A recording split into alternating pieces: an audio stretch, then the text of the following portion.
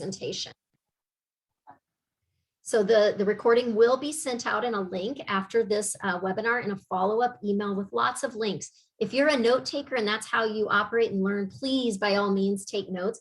But also know that if you miss anything or if you're not a note taker, there is going to be a really comprehensive follow-up email for everyone who's registered today. We also would love for you to answer a survey on the quality of this presentation. Any thoughts, ideas, suggestions, or feedback is greatly appreciated. There will be the opportunity to ask questions at the end.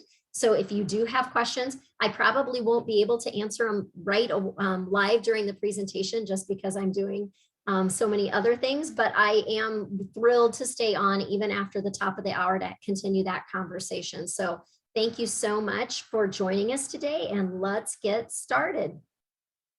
So my name is Jen Rowry, and I am the Director of Advocacy and Engagement for Healthy Birthday, Inc., which is the 503c nonprofit that runs the Count the Kicks Stillbirth Prevention Campaign. And we are located in warm Des Moines, Iowa, but are a national campaign, and very excited to have you here today.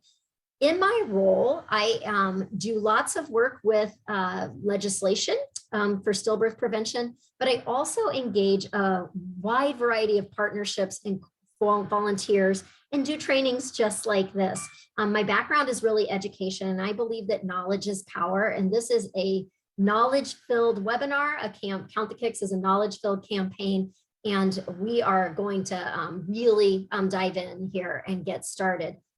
So the very first thing that I'd love to share with you, I would love to share a feel-good story that really highlights the Count the Kicks campaign, our app in particular, and the power of a mom being educated on movement in the third trimester and speaking up when she notices a change. I would love for you to take note of what Emily Ecoff, the mom in the story, says about the change in her baby's movement, because we'll circle back to the warning signs that she was noticing. And because she was educated that those are warning signs and encouraged to speak up and listen to, baby Ruby's going to get here safely. After this story, we had an explosion of app downloads. So it also shows that power of mom-to-mom storytelling. We'll go ahead and sit back and listen. We're going to turn now to that GMA parenting alert about a free app a mother says helped save her baby's life by tracking how often she kicked. ABC's Diane Macedo is here with that story. What is this all about? So this mother says that everything was completely normal in her pregnancy until one day, thanks to this app, she noticed that something was off. Well, it turns out her baby was in real trouble. For Emily and Jeremy Ecoff and 2-year-old Liam, oh, nice. Life with their new baby Ruby is extra precious. We have a healthy baby girl, and we could have had a burial instead. Ruby is lucky to be alive, and her mom says that's largely thanks to an app. The free app called Count the Kicks aims to prevent stillborn deaths by helping moms record their baby's movements. You can just tap the baby's footprint every time you feel a movement. A movement could be a kick, a roll, or a jab. Used at the same time every day, the app tracks how long it takes to reach 10 kicks, helping mom learn what's normal for her baby. And we also send calendar reminders and text reminders so that moms are reminded to do it once a day in the third trimester. It's just one of a growing number of apps helping parents through pregnancy and labor. For the Ecoffs, everything was going smoothly until one day last month. The kicks were not happening as frequently as they usually did. And when she did move, it was really like soft, subtle, not like hard kicks like normal. Emily knew from the app that her baby normally kicked 10 times in under 10 minutes. So when she only logged 3 kicks in an hour, she rushed to the hospital. All of a sudden, they came in and said, you're going to have an emergency C-section. The umbilical cord had wrapped around the baby 3 times, limiting her movement. Doctors delivered Ruby just in the nick of time. Not only has Ruby been saved, but potential generations have been saved. She sleeps about 23 hours a day. 4 weeks later, Ruby is now home, healthy, and sleeping like a baby. Doesn't get much cuter than that. Now, the app was made in Iowa, which is where that family is from, but the creators say it's now spreading nationwide, thanks in part to Ruby. Since the news of her birth, the app has gained more than 5,000 new subscribers. So, Robin, the app saved Ruby, and by raising awareness, she may end up saving many more. And she certainly did. We know of at least 2 other stories after the airing of this that came to us as a result of sharing this story. And we are super excited and always happy to hear about the impact of our work. So what is Count the Kicks? Count the Kicks is a highly effective evidence-based stillbirth prevention campaign. It was developed as an early warning system for moms, and currently we're saving 1 in 3 at-risk babies in Iowa. Our campaign is ready to go and low cost, and in most cases in Georgia, it is completely free.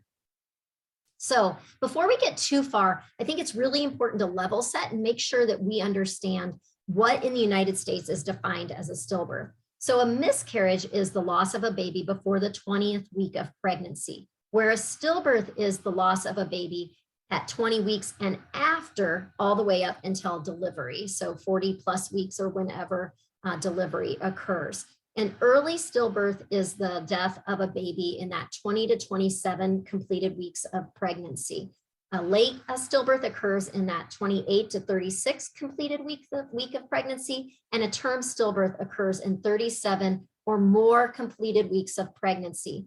I want to highlight here that is where risk factors for stillbirth actually increase. So the risk of stillbirth actually increases closer to the due date and certainly increases significantly after that due date. So do note that most of this campaign is a 3rd trimester campaign.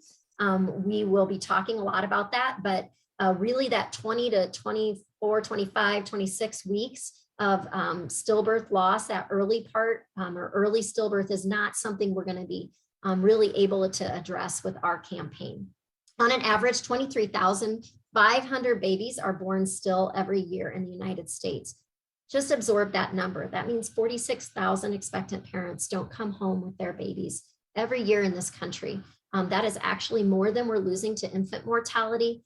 And you will learn on the next slide that it is 10 times more than we're losing to SIDS. We would love nothing more than to be like that back to sleep campaign for SIDS, where we see the change through education and the tools and resources needed by whether they're providers, community advocates, to get those tools in the hands of parents. So what is our stillbirth data in the United States? I think this is also something important to understand. There's a silent epidemic happening in our country where babies are being lost, and there can be solutions to that. And we need to be talking about stillbirth. We need to bring it out of the shadows, and we need to research it. We need to collect data on it. And we certainly need to be using the solutions that we have now to prevent it. In our country, every 1 in 169 pregnancies ends in stillbirth. Just think about that. Every 1 in 169 pregnancies. And what's more horrifying is the vast and persistent racial disparities that persist. A Black expectant parent is going to have a rate of more than 2 times that of her white friend, neighbor, or counterpart, where every 1 in 96 pregnancies for a Black woman in our country is ending in stillbirth. Is completely unacceptable and horrifying statistic. Hispanic moms are at risk at 1 in 199 pregnancies. Indigenous, also very high risk category, 1 in 38. White expectant parents, 1 in 2004. Asian Pacific Islanders, 1 in 233. And we have just addressed that it is as, if not more prevalent than infant mortality in this country and SIDS. We need to be addressing all these issues. We certainly don't want to see babies be lost if they don't need to be. And I know that's why you're here today and you're doing great work in your state to make change. What are Georgia's stillbirth numbers?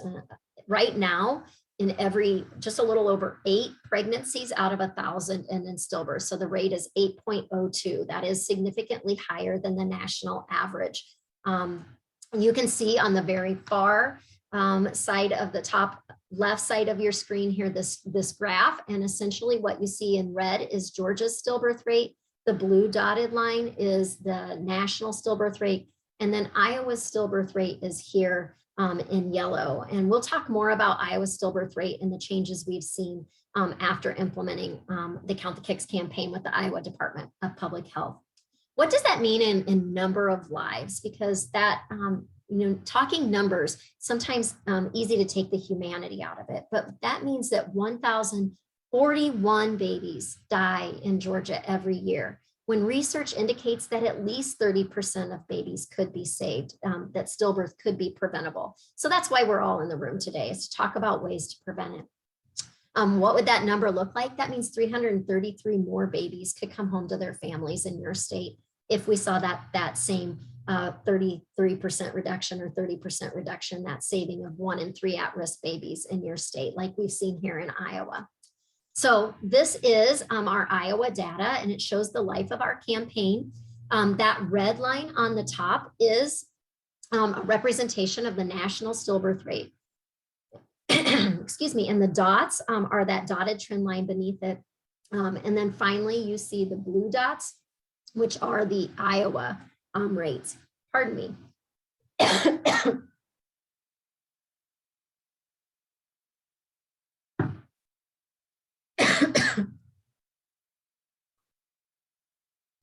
Apologies, have a little tickle. So what does this mean? It shows you in 2008 that this is when we launched the Count the Kicks campaign in the state of Iowa. And that campaign really was a soft launch in late 2007, early 2008. And then you see this great big dive in our stillbirth rate. Yes, there are outlier years. We look for trends. We work with our state health department to determine what is going on. Things like a syphilis outbreak in a low birth rate state like Iowa have been signified as a reason for some of those higher years. But certainly looking at our 21 data, which is really exciting because we know the pandemic is also impacting stillbirth. Unfortunately, on the CDC, the federal numbers have not been released on stillbirth for pandemic years. What we would love to see is that trend line continue to go down, not only in our state, but your state as well. And we think that we can see that across this country with partnerships with each of you. So we did talk about those disparities and why are there such large disparities? Hopefully you have some real understanding of this already, but research that we have looked at, understanding anecdotally what's happening in our country, really researchers point to systemic racism that exists and persists across our country, creating an environment of toxic stress where essentially being an African-American woman in an unjust society is creating real and pervasive health issues that actually impact their DNA. A temporary change in DNA is or a variation to their DNA that makes them more likely to be predispositioned to certain health conditions, such as that make them risk factors for stillbirth, such as gestational diabetes, preeclampsia, or high blood pressure. Experts say Black women are less likely than other races to receive early treatment for these conditions. And we know that that is a major red flag. We also know that there are barriers to access to healthcare. There are socioeconomic barriers that exist and persist for individuals, and being someone who lives in poverty, no matter your race, increases your risk of stillbirth in this country. Research shows that education is not a determining factor. A college-educated Black woman is still more likely to lose her baby than a high school educated white woman.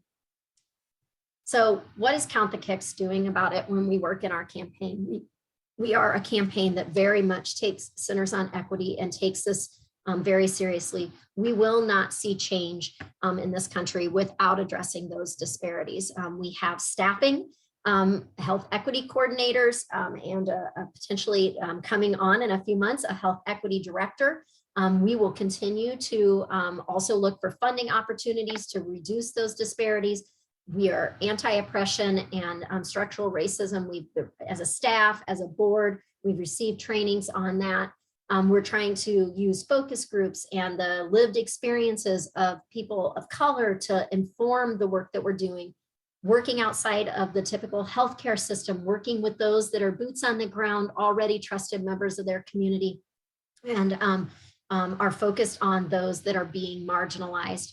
Our app is in 14 different languages and growing. It should be soon 15 with the addition of Portuguese, knocking down barriers anywhere we can.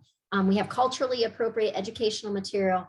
and videos, printed educational materials, and FAQs in multiple languages on our website. Our website is a vast resource of information. So where did Count the Kicks, where did this idea come from? We did not invent kick counting, right? Kick counting is something that all those in the healthcare field and beyond likely know.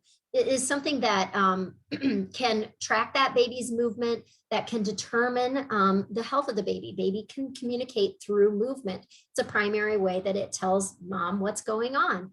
And so we did not invent it, but we did have two founders. Our organization was founded again in central Iowa, and it was founded by 5 women who actually lost daughters, 4 to stillbirth and 1 to infant mortality. And at that time in our state, they had no answers. We weren't collecting data. There was no real research. It was more the mentality like these things just happen. You can try again. It's really rare. And when they started researching it, they realized that, first of all, those were unacceptable answers. Second of all, something could and should be done. And stillbirth can be preventable.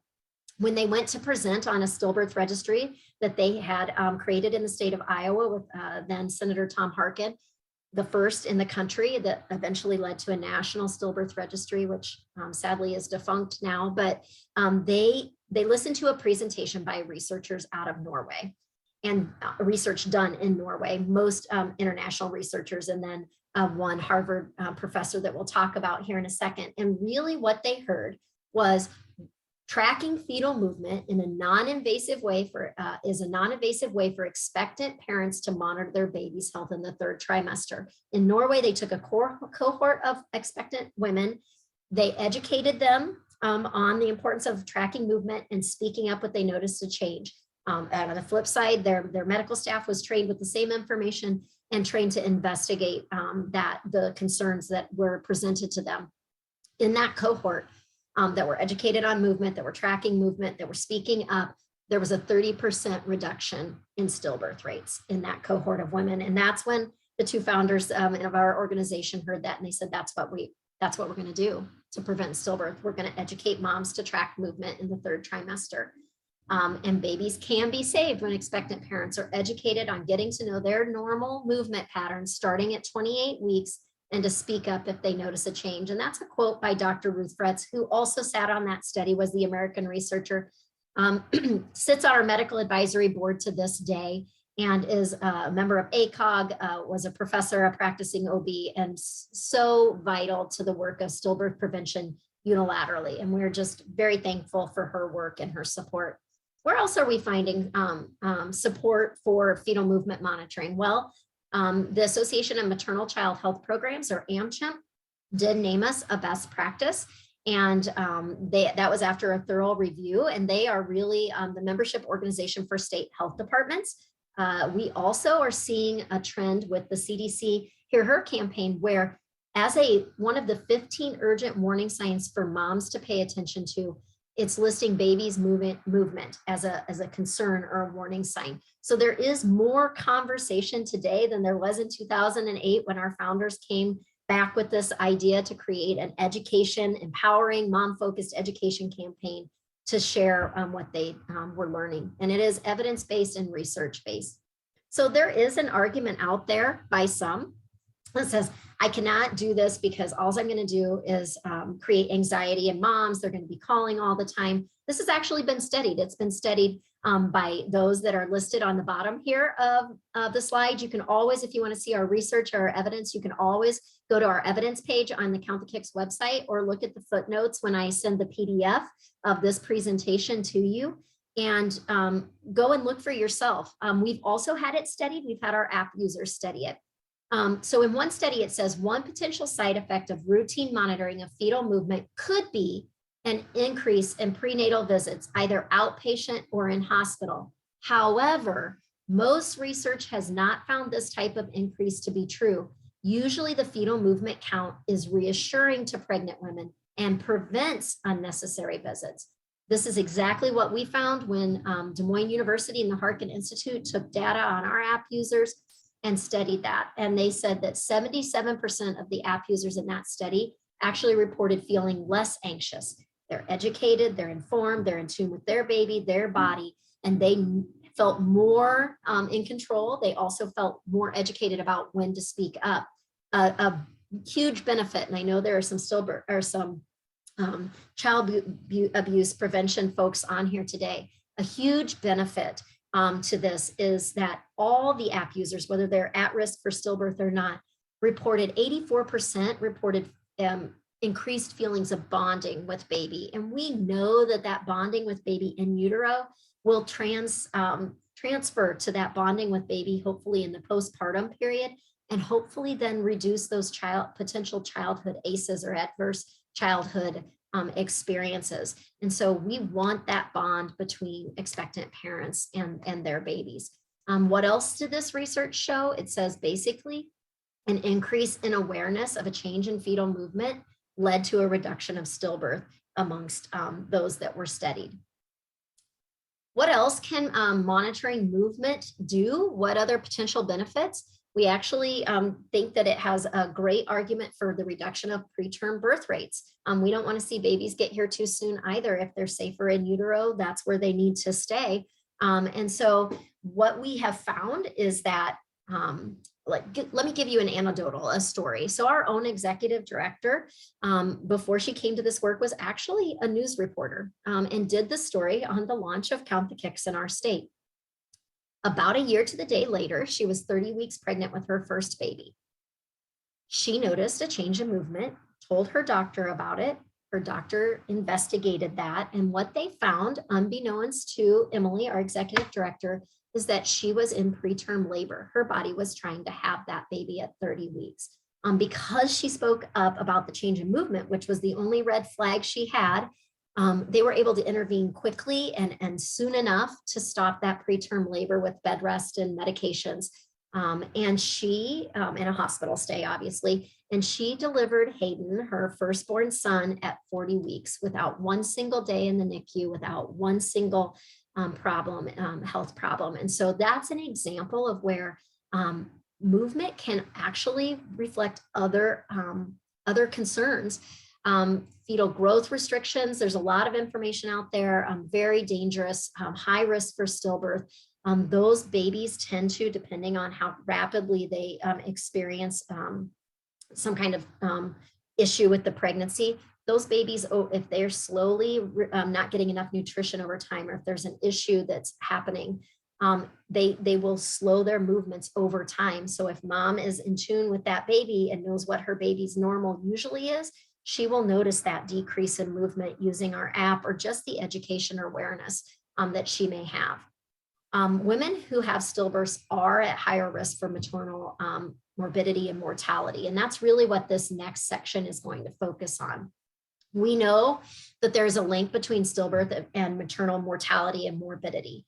And we've just released a white paper, you can scan it here, about that tie between stillbirth and the issues that we're facing in this country, where there are high growing maternal mortality and morbidity rates, but a huge disparities in that health issue as well. So women most at risk for severe maternal outcomes may also be at higher risk for stillbirth based on pre-existing or demographic characteristics and conditions related to their stillbirth.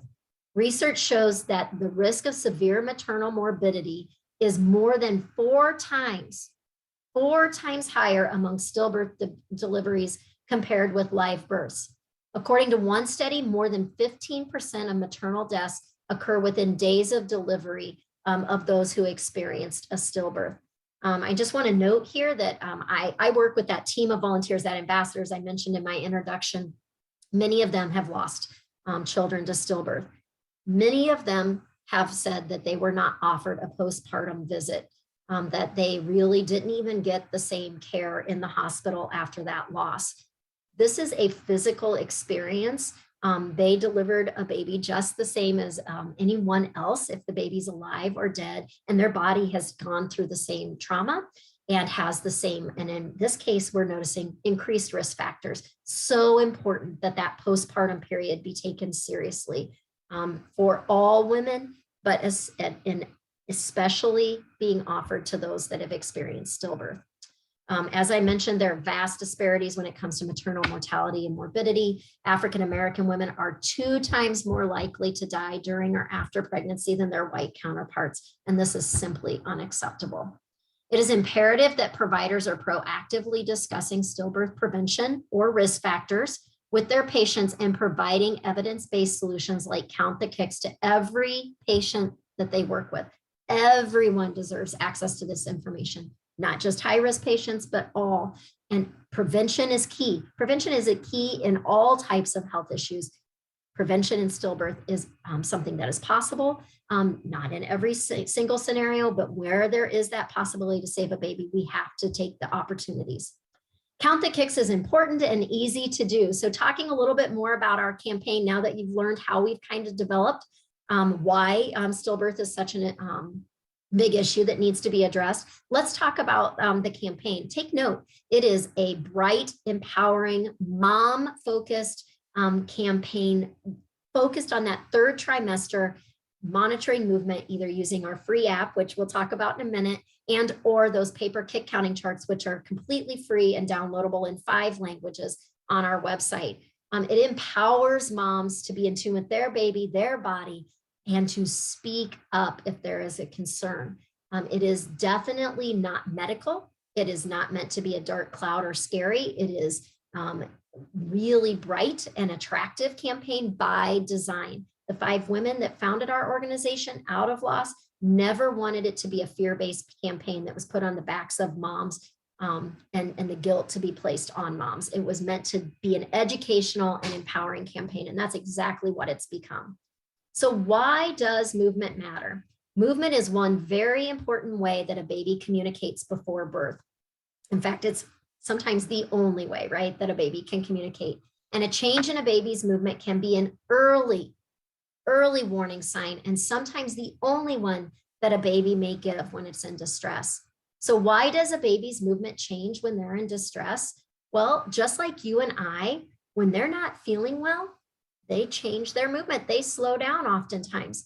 There are changes of rapid movement, but in distress, when I'm not feeling well, I don't go for my daily walk or run. I go to my couch or my bed. I conserve energy. That's exactly what a baby who's in distress will do. They will conserve their energy. They will show a sign of even weaker movement. If you think back to the video I said where Mom Emily Ekoff said, not only did baby Ruby's movements slow down, but they were softer, more subtle. So if you've had a bout of the stomach flu, do you run up the stairs the same way, or are you feeling weak and shaky? So movement for a baby is just like the movement that we experience when we're in distress. So what types of movement changes should we be talking about and looking for? So a baby who has fewer or slower movements or no movements, that's a sign. That's a sign that needs to be brought up. Moms need to be in tune with that. Notice when there's a slowdown in movement and speak up to a provider. A baby's movements who become weaker, that's another warning sign. And finally, the third and probably more rare, but honestly, probably more timely and critical is that wild, violent surge of movement can also be a warning sign. And moms that have experienced this that I've worked with that have lost babies, it was just a bizarre experience, but none of them knew that that was a potential warning sign and didn't take themselves to the hospital right away. And so that's what we love for moms to know, like, hey, a violent surge of movement is also a warning sign. When should a mom start counting kicks? 28 weeks in a non-high risk pregnancy, 26 weeks if you're considered high risk. 28 weeks is the beginning of that 3rd trimester of pregnancy. This is when research indicates that baby has established a consistent pattern that mom can feel and track. What counts as a kick?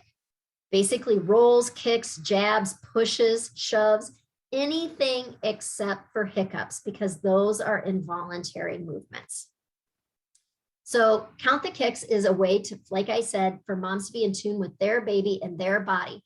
What we would like them to do, and they can do it with our free app that I'm going to talk about here next, is track their baby's movement daily, preferably at the same time each day. So if they normally track their baby's movement in the morning time, then we like for them to do that. If they normally do it in the afternoon, then track it in the afternoon. It doesn't have to be exactly at 7 a.m. or 7 p.m., but generally same amount of time, a time when they've determined their baby's normally active, and sit down and just have a kick counting session.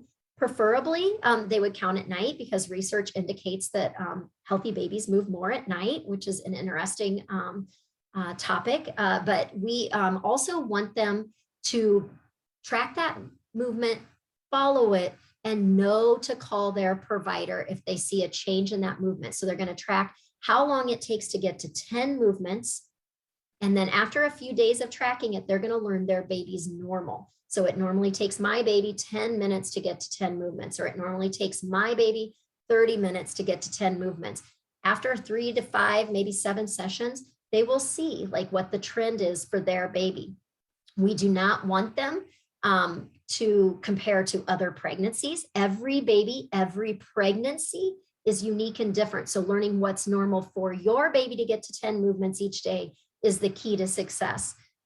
So our app is our hallmark tool, a rare moment where I'm going to say, hey, pick up your phones. Most presenters want your full attention, which I do want your full attention, but you can listen and download the free Count the Kicks app. This is free worldwide. It's been downloaded nearly 200,000 times in over 140 countries, and saved babies across this country and even internationally. So it is free. It is available in 14 languages. It's available in the Apple and Android stores.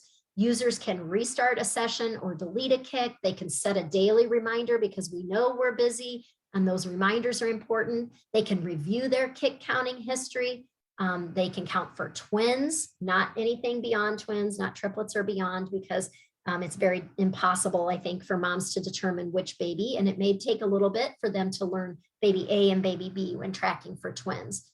They can track future pregnancies on the same profile. They can manage their multiple devices. For example, if you have an Apple smartphone, an Apple iPad, and an Apple smartwatch, you can do your kick counting and track your account on all those devices. They can be synced. And as it says, they are available on the Apple smartwatch, which is super handy. And I would love to point out at this time, so look at this. This is the little footprint. So when they pull up the app, they create their profile, they want to have a kick counting session, they simply tap that footprint. And as soon as they hit it one time, the timer starts and the app is going to record how long it takes. And then that will stop when they hit their 10 movement. If they accidentally hit 2 times, or they're sharing this experience with a partner or a sibling, and then that little guy hits it an extra time, they can delete that kick. And once they do a kick counting session, they will get a very visual graph that develops over time. So if there is a change, there's a visual way for them to see that change or that information. We also have a way for them, after they do that kick counting session, for them to answer or rate the perceived strength of baby's movement. So 1 being fluttery, very light, to fierce, being very strong. And so we want them, after they do their kick counting session, to rate their perceived strength of movement. Therefore, they'll be in tune and notice if that's changing. And they will also get a chance to write in a note if they want to. And they can then also see this bar graph of strength of movement. So if you look at this in this particular kick counting session, we'll see that spike. So baby took significantly longer to get to their 10 kicks. So we see that change in movement, but also at the same time on the same day, mom is indicating that that movement felt weaker. And so that's a pretty big visual way for mom, or data for mom, to call their provider with. They can text it, they can email it, they can download it, they can put it on social media, all from the app. And so they can share that information, and it's really a data download of mom's intuition. And what it does is it gives mom confidence, it gives her awareness, and empowers her. It gives her confidence and empowers her to speak up. And it also helps a provider on the other side, because the conversation changes from, I feel like my baby's moving less, I feel like something's off. Starting with the word I feel, first of all, can be dismissed pretty easily. It's also impossible to quantify that. As a clinician, when you're trying to get data or information to determine what the next best steps are, I think it's much easier when an informed mom comes in and says, my baby's normal is 10 movements in 10 minutes. And today it took an hour and 55 minutes. That is much slower. That is not normal for my baby.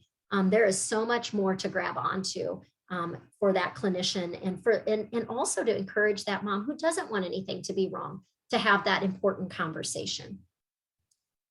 Also in our app, we have video features, again, knocking down barriers, a visual way to share information in multiple languages.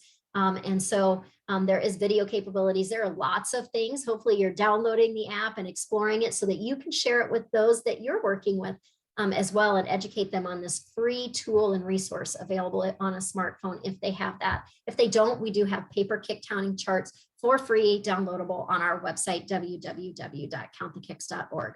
The other really cool feature that this app has, we know that moms who don't have access to good health care, nutritious food, safe housing, et cetera, those social determinants of health can impact their experience, their birth outcomes, and their own personal health. And so we want to provide opportunities to connect them to those resources. So in the Find Help section, if you type in your zip code, what it will do will pull up low cost or free resources, organizations to get access to that food, housing, goods, transit, health, etc., legal help, whatever it is. And there's several categories listed there, 10 to be exact. And so we want to give this tool or resource to mom so she can get to the tools and resources that she needs as well. This is a really quick video that's a really great way to see how the app works. So here we go.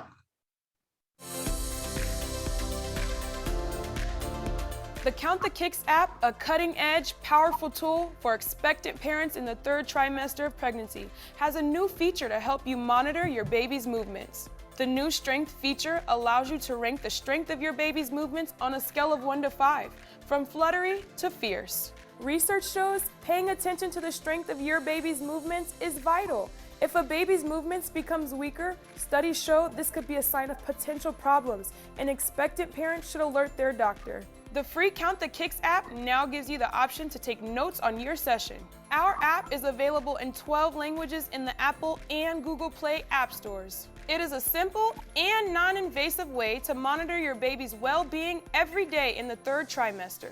Features include kick counting history, daily reminders to count, and the ability to count for single babies and twins. Simply tap the footprint every time you feel a kick, roll, or a jab, and the app will time how long it takes your baby to get to 10 movements. Log in to save your kick counting data and get to know what's normal for your baby. Be sure to speak up and tell your doctor if you notice a change in the strength of your baby's movements or how long it takes your baby to get to 10 movements. Hospitals are open 24/7 and are ready to listen to your concerns. Join the community of expectant parents who are in tune with their body and their baby by counting kicks daily in the 3rd trimester. You can also find it on Apple Watch. Download Count the Kicks and start counting today. And just to reiterate, it's actually now available in 14, soon to be 15 languages. So we have a video to update as well, which is exciting. And we will continue to look for languages. If you serve a population where one of the languages we offer is not there, talk to us. We'll work with the Department of Health in Georgia or try to find funding opportunities to get that translation. We want to break down barriers, not only here in Iowa, but everywhere and for all people. So Count the Kicks, how can you integrate it into your practice? Well, I do think it's important to talk about some of the ways that you can apply information to help inform moms.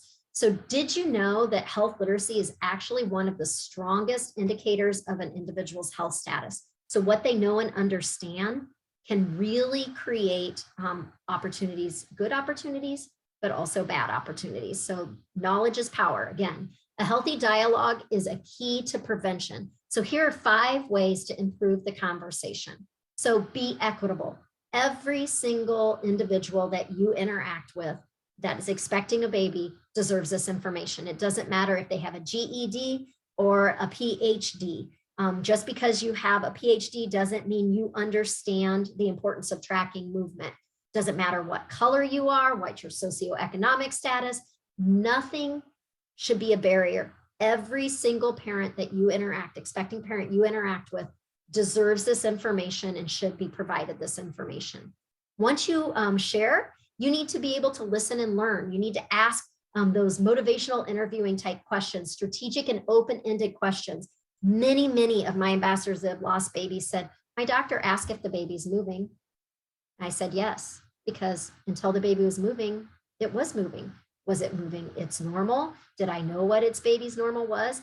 Did that question imply to me, because they move on, the conversation's over, that it was so important? I had no idea how important it was. You need to ask open-ended questions like, are you counting your baby's kicks? What's your baby's normal to get to 10 movements? How do you feel about your baby's movement? Things that require more than a yes or no answer, and also highlight the importance of this information to them and the speaking up about that information is. Be clear and concise, avoid long and complex explanations and medical terminology. Know your audience, consider everyday vocabulary, make it very straightforward. Be honest, speak the truth while still practicing empathy and compassion. Stillbirth does happen in this country. It happens a lot more than people are aware. Why are they not aware? Because we're not talking about stillbirth. It would be like hiding the fact that, breast cancer happens with women. Do we want them to stop doing self-exams because it's scary? Do we not want them to get mammograms because they might find out they can have breast cancer? We talk to women about a wide variety of risks when they're pregnant. The risk of Down syndrome, if you don't eat your folic acid, take your vitamins. Did you drink or smoke, and the risk that has on baby? We talk about the risk of miscarriage. We talk about so many big and scary things, yet we're not talking about the reality of stillbirth in this country. And so many of the lost moms I talk about said, I had no idea this was still happening. I thought that was something that happened in my grandparents' generation. Because they were uninformed, they did not maybe take seriously enough or understand the importance of advocating during that pregnancy. And so be honest. You don't have to do it in a scary way, but you can inform. Reteach. If a patient displays confusion or a lack of understanding, make sure to correct and clarify. If they aren't understanding something, are there extra supports this client needs? Take into consideration the resources around you and connecting them to those resources. But do know where they're at when they leave the room. So talking about stillbirth, it's not a light topic, right? We all know it's a heavy topic. It can be scary, but women deserve to have this information. And so we don't want to scare moms either, but pregnancy is full of risk, as I mentioned, and we talk about those risks. Stillbirth should not be the exception. It should be the rule. It should be something everyone knows about. Stillbirth just happens. There's nothing we can do about it. Our founders were literally told that by some of their providers. These things just happen. There's nothing that can be done about it. That's a myth. That's not true. There can be warning signs if moms know what to look for and know to speak up and are listened to when they do that. Her baby's always active. It's not a concern. Babies are active until they aren't. And so if a mom is not tracking movement, I work with an ambassador that talks specifically about this. Her daughter, Liddy, who was stillborn, was her most active baby out of 4 pregnancies, super active baby. In fact, she was so active that mom tuned out her movement to get through the day. So she has no idea if there was a slow decline. She didn't notice anything until there was no movement at all. And she regrets not having that information. If she would have been tracking, she may have noticed that there was a change over time because she was lost to a cord accident. These things can happen quickly. So when mom's in tune with that, they can respond quickly. She's almost at her due date. The risk of stillbirth actually increases, as I mentioned earlier. So that is not a time to stop paying attention. Those that have previously had a stillbirth are at higher risk of having a second stillbirth, sadly. So they are, because they're high risk, need to have this information in their hands. They need to know about it, and they need to start kick counting at 26 weeks. You need to enter that room having read the chart, having them relive their biggest trauma, not being empathetic, using medical terms like fetal demise, just cause triggers and create barriers of trust. They shut down that individual. And this is an individual in a high-risk pregnancy that needs to be having open conversations with their doctors and learning ways to try to get that baby here safely in partnership with their providers and their nurses. I think it's really important to continue that conversation. Here's some common myths that we like to address. My baby's always active, so I don't need to count the kicks. Hopefully you all can answer this question now because I mentioned it a couple of times. False. Everyone needs to talk to track their movement so they'll know when their baby's changes. Only those experiencing a high-risk pregnancy should pay attention to baby's movement. I've also addressed that, but again, false. All expectant parents deserve to have this information. Again, many of those women that I work with that have lost babies had zero risk factors until their baby died. And then they became a high-risk pregnancy, which is very expensive, very stressful, and there's really a lot of anxiety in that rainbow pregnancy. We want to prevent all stillbirths that we can that are preventable. My baby should get 10 kicks in 2 hours. False. Every baby is different, and the recommendation to expect 10 kicks in 2 hours is outdated. Current research indicates that moms should work to understand the normal amount of time each day it takes their baby to get to 10 movements. I can just use a Doppler device to monitor my baby's well-being. No. Heart rate is a late warning sign of distress. When baby's heart rate's being impacted, real distress is occurring, and a baby has a heartbeat till they don't. Also, moms are not trained to use those. They may be hearing their own heartbeat, not babies. That's a false sense of reality and security that can prevent them from seeking care sooner. And all Doppler devices are not created equally. Trained providers in offices should be using Dopplers. If baby isn't moving, I should drink cold water or eat something sugary to get baby to move. False. Actually, research has moved away from the idea that sugary drinks and the like are a good way to get moms or babies to move. Kick counts are best monitored without interventions like juice, candy, etc. If a baby isn't moving like normal, parents should speak up to their provider right away. All this is going to do is potentially delay, and it's like a false test. And the research is actually indicating, they researched this, that it doesn't actually stimulate, that there's no transfer of that glucose to baby. So we want to avoid that. We just want moms to be in tune with her baby and speak up and get the care she needs. If the worst thing that happens is she finds out her baby's well, that's a good day. Babies kick less near the end of pregnancy. This is a wives' tale that gets used in social media, on the internet, and really honestly from woman to woman sharing, because it's a wives' tale that's been passed down. We can pass down good things and we can pass down false things. Babies do not run out of room at the end of pregnancy. The types of movements may change. There might be more jabs and fewer rolls, but babies should move up to and even during labor. They're a living being. And so they should be moving. If an expectant parent is monitoring their baby's movement at the same time each day, it should take about the same time to feel those 10 movements. Pregnant people should avoid dental care. That is actually false. Good dental care is always important. Pregnancy can increase an expectant parent's risk of dental issues, thus overall health issues. So they should receive that dental care, and they can work with their physician and their dentist on that, any concerns that may exist. Triage, labor and delivery triage doesn't need any count the kicks information. False. Labor and delivery triage is the perfect place for this information. We have posters, brochures. It should be in their discharge papers. They come in for bleeding, not movement change. They need to know when they leave to pay attention to baby's movement and how to do that. So labor and delivery is actually the perfect place to, if someone leaves still pregnant, to have this information. Think systems change. You, in your system, we have a variety of guests in our audience today doing different work. So think about your system and how our work and your work, how this partnership overlaps. What needs to change? So do you have discharge paperwork? Add kick counting and count the kicks to your discharge paperwork. I'll show you an example in a minute. All your front desk staff needs to be trained. Anyone that's interacting with an expectant parent needs this education, and they need to know that this is not something that gets called back 3 hours later. If someone's expressing a change in baby's movement, that's an immediate conversation and or trip to have that checked out. We do not want somebody put in a call queue. I have an ambassador from Minnesota.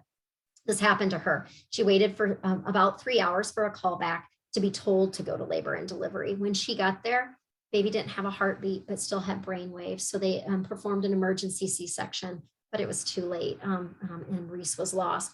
An example of had maybe that 3 hours earlier, she just gone to labor and delivery triage. So we don't want to put them in a call queue. Can we include it in family? If you have family care or intake forms, can you include kick counting in that? Again, I'll show you an example. Glucose test, they're sitting there for a long time. You have a captive audience. This is the perfect time to make sure that they have a Count the Kicks brochure, they've downloaded the app, they know what to do, have their questions answered. What is in your emergency medical record and your or health records? Is it an expectation that you talk in the 3rd trimester about movement in every single appointment? And again, thinking about a healthy dialogue and how to have that conversation. So important that every single appointment in the 3rd trimester, this is addressed. Add it to your Count the Kick, or add Count the Kicks to your phone recording. I mean, we all have called the doctor's office or an organization, put on hold, and are shared, lots of information shared. Can you put Count the Kicks, download the free Count the Kicks app today. Speak up if you notice a change in movement, whatever the message is. You can integrate it into your medical records. These are examples of that. We know that babies get here. This is a baby that was saved because her OB office was sharing Count the Kicks information. She says, I'm very fortunate that my OB office shared the Count the Kicks information with me. Through posters on the room walls and a brochure, it encouraged me to download and regularly use the Count the Kicks app, which is how I knew that my baby's normal movement pattern had changed. And this is Baby Save Margot out of that. She was saved in Cincinnati, but actually lives in Kentucky. Here's an example of a gold standard discharge paper. A hospital here in Iowa called Mary Greeley literally has added Count the Kicks to that movement or to that discharge paperwork, telling them what to do and how to do it and when to come back. Again, if you have intake or outtake forms, this is an example of where the Celebrate One in Columbus, Ohio only has one contact. They have one intake form, so they included Count the Kicks in that contact form.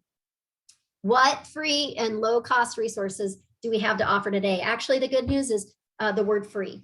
There's no barrier thanks to this great partnership with Georgia Strong Families and the Georgia Department of Health to the resources I'm about to share with you. And there would be nothing better than to see orders come in right now. Our Count the Kicks materials come in English and Spanish in the state of Georgia.